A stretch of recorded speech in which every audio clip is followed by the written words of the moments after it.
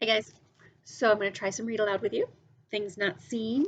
When we left off, Bobby had gone out to Sears with Alicia. He had printed off this document with all the people that had called and asked about his blanket. And then, let's see, he had printed it out and folded this up and had this wad of paper that he kind of jammed up under his arm, which is gross, but it worked because it hid it. So let's see, here we go. By 12:47, I'm on my way to hunt for Alicia. I could just go to the main entrance and wait for her because that was our plan, but what's the fun of that? I'd rather track her down. I glide through three different doors, then down one stairwell, along one corridor, through one last door, and then I'm outside. It's a lot more spring-like in Hoffman Estates than it was in Hyde Park. People are all over the place, eating lunch, resting, talking with friends. They look like creatures who have crawled out of the burrows to soak up some sunlight. Probably like we will look in a few weeks. Except for the smokers. There's a little group of them outside almost every doorway, standing around, looking sort of defensive. They're not outside for the fresh air. I hold my breath when I go past so I don't have to smell the stuff. The map at the reception area said the personnel offices are in the building that's closest to the main entrance. Again, I wait for someone to help me through the security doors. Once inside, I'm lost. I'm on the ground floor, and it's an area about the size of 3 football fields. That's huge. There are partitions and corridors, nice offices around the perimeter, paintings and posters everywhere, bright and cheery, but it's still like a maze. This is an employees only area, so there are no signs, no helpful maps or diagrams, except for the occasional emergency evacuation poster. So I just wander. My shoulder is aching, and my arm is starting to go to sleep from the pressure of the clump of paper in my armpit. I'm almost ready to give up and head for our rendezvous spot. Then I hear Alicia's laugh, complete with that little snort at the end. I follow the sound to a glass-walled conference room where she's sitting with a bottle of Snapple and a thick blue folder on the table in front of her. Alicia's smiling and nodding, moving her head to follow the voices of the people at the table. She looks like she could have just graduated from college, with honors, and 3 proposals of marriage. Apparently, the guy who's picked her up from reception is a big joker, because as I approach, he says something I can't quite hear, and Alicia and the other 2 people in the room start cackling again. Also at the table is a man who looks as old as my dad, but with a wrinkly face and a gray mustache and not much hair on top. He's wearing incredibly thick glasses.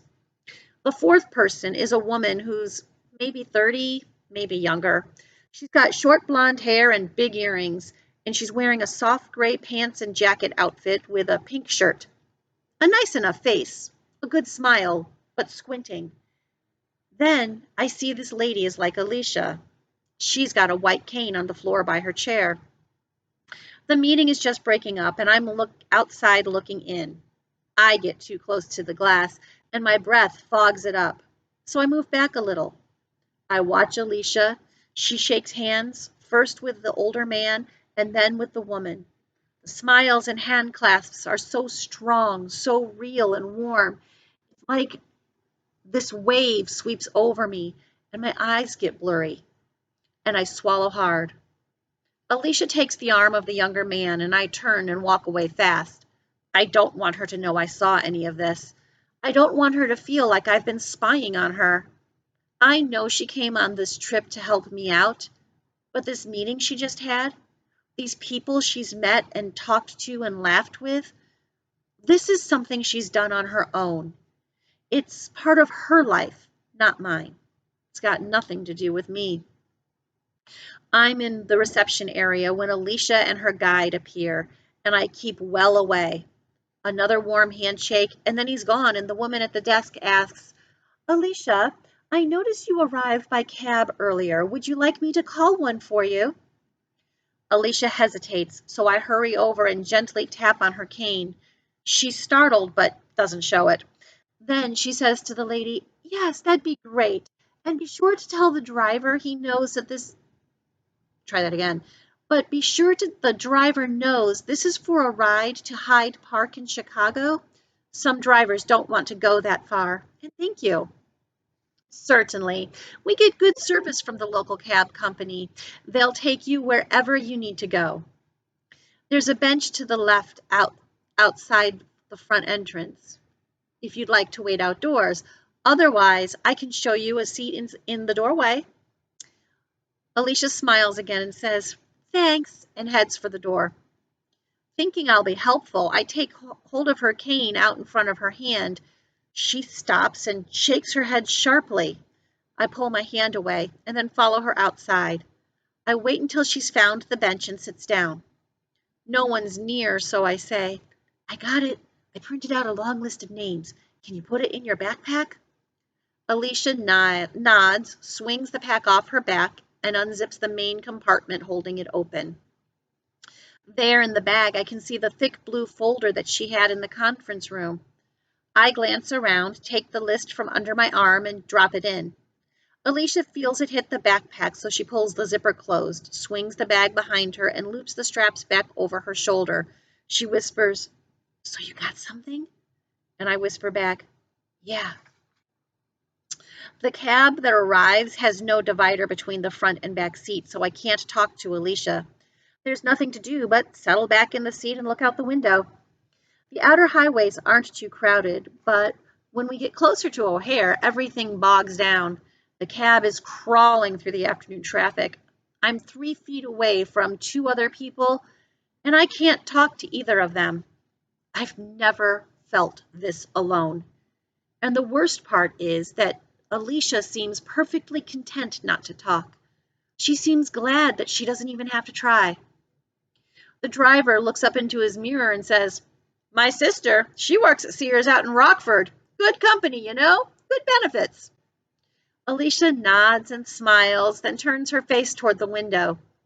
The cab driver makes a few other attempts to get a conversation going, but Alicia just nods and murmurs a little, so the guy gives up and punches up a country station on the radio.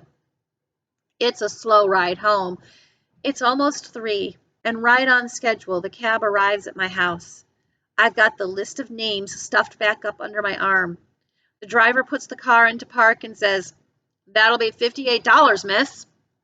Alicia pushes her door open and I scramble out. Then I lean back inside and I whisper, "Call you later, and thanks." Alicia nods slightly to me, then faces the cabbie and says, "I'm sorry. I just remembered an errand I have to run. Could you drop me at the big library on 56th Street between University and Ellis?" Because that was our plan. The driver shrugs and puts the car back in gear. "It's your money." Alicia closes her door and the cab pulls away. I watch her go. There's a gust of wind from the east and I shiver.